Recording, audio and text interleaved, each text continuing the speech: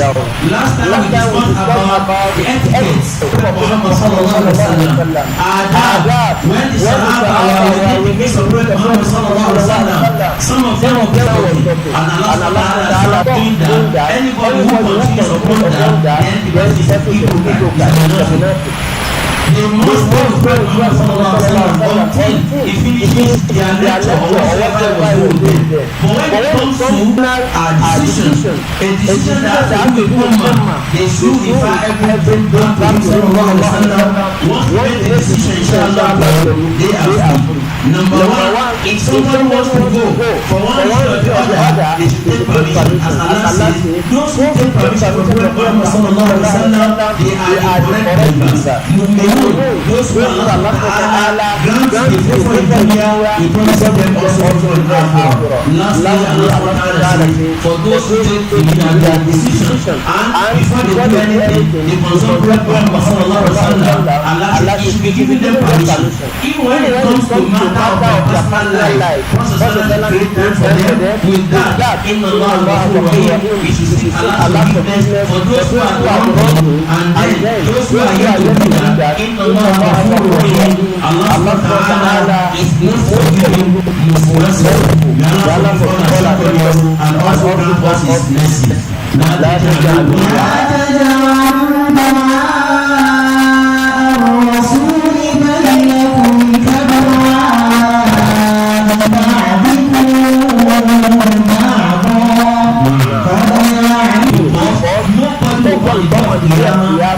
not upon the same Prophet except that he has very difficult with Allah subhanahu wa ta'ala. And anybody who follows the Sunnah of Rasulullah on the day of Qiyamah, the person has already followed Allah. من يطع الله الله أكبر من يطع الرسول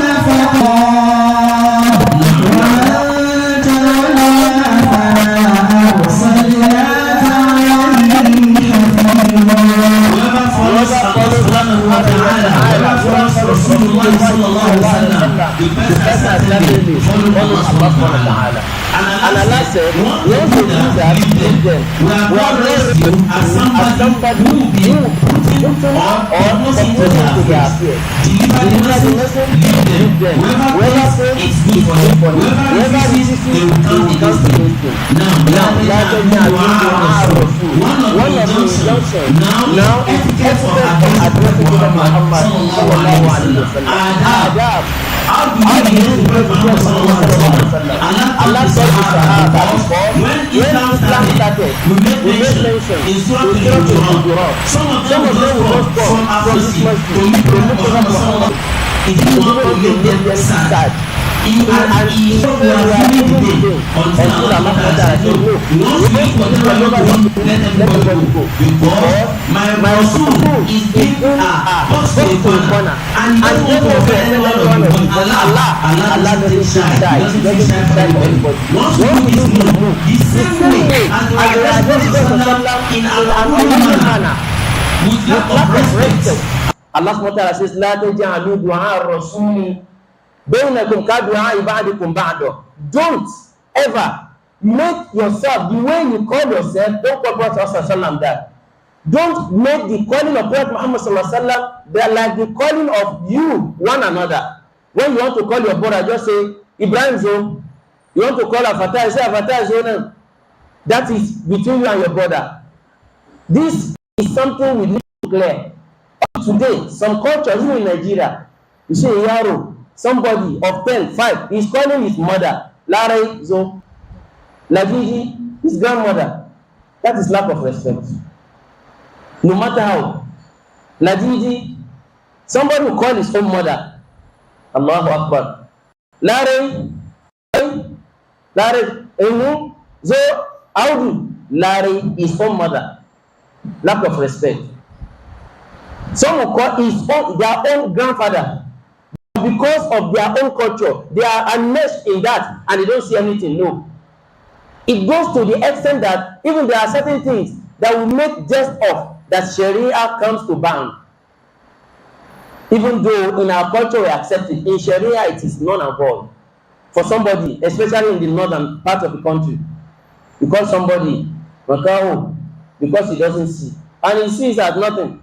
Allah subhanahu wa ta'ala says, don't do that. Prophet said, La tusir shamatata bi akhika, for yu'afiyahu Allahu wa yabtali. Gurgu. Now gurgu. And you come out, he doesn't feel anything. But in Sharia, Allah hates it. But in our culture, say gurgu, makaho, all this and that. No. Now Allah began to Prophet Muhammad sallallahu alaihi wasallam. Don't make the way you call yourself, don't call Prophet Muhammad sallallahu alaihi wasallam the way and manner you call yourself. That is false. Then Allah subhanahu wa ta'ala says, وَلْيَحْذَرِ الَّذِينَ, if you continue, وَلْيَعْلَمَ اللَّهُ الَّذِينَ يَتَسَلَّلُونَ مِنْكُمْ لِوَاذًا. Indeed, Allah knows those of you who slip away under shelter, dodging behind other Sahaba doing this.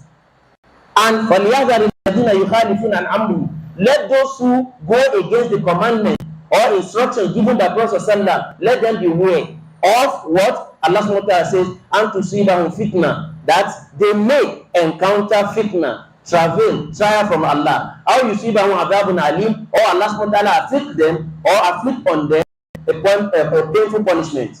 This particular verse is talking about four things, two injunctions, two other expressions of scholars of tafsir.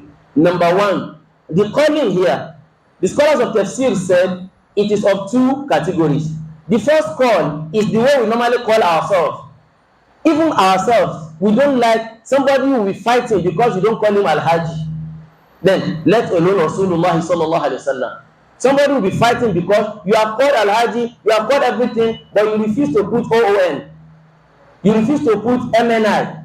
You refuse to put GCON or GCFR or FCC or NCNC, SCIC. Everything you refuse to put is fighting you. What more of Rasulullah sallallahu alayhi wasallam? That somebody will just come and say Muhammad, la. Now, this is the first call. Second call, scholars of tafsir said, what Allah subhanahu wa ta'ala is saying is that they make jest of Prophet sallam when he's praying. And they think if he pray over them, if he curses them, it's not going to stick on them. Allah subhanahu wa ta'ala warns them. Why is Prophet sallam cursing, if at all? Then he said, those who are sleeping away under shelter. Ibn Kathir said it in his tafsir that when Prophet is delivering khutbah, some hypocrites, they will hang behind other Sahaba. When Prophet says something, they will look. At the end of the day, 1, 2, 3, 4, 5 minutes, they will be sneaking out one by one before the khutbah finish, before the salat. That Allah subhanahu wa ta'ala addresses them. That doing that is an hypocritical tendency. If they should not desist from doing that, Allah subhanahu wa ta'ala will send to them a big trial. Allah will afflict on them trial and then a painful punishment on the day of Qiyamah. That is one. Number two, the scholars said the same calling. Allah subhanahu wa ta'ala says, don't call my Nabi just like that as his name. If you want to call him Ya Ayyuhan Nabi, Ya Rasulullah sallallahu alayhi wasallam. There are a good number of verses. Even Allah himself, Surah Al-Ahzab, Ya Ayyuhan Nabi ittaqillaha wa la tuti'il kafirin wal munafiqin inna Allah kana aliman hakima. Allah subhanahu wa ta'ala says, oh you my Nabi, Ya Ayyuhar Rasul, balligh ma unzila ilayk. Ya Ayyuhar Rasul, balligh ma unzila ilayka min rabbik. Naam. Wa in lam taf'al fama ballaghta risalatahu. Naam. Wallahu ya'simuka minan nas. Naam. Inna Allaha la yahdi al-qawma al-kafirin. Oh, you are a messenger. Deliver the message you are giving to you, to the mankind. If you refuse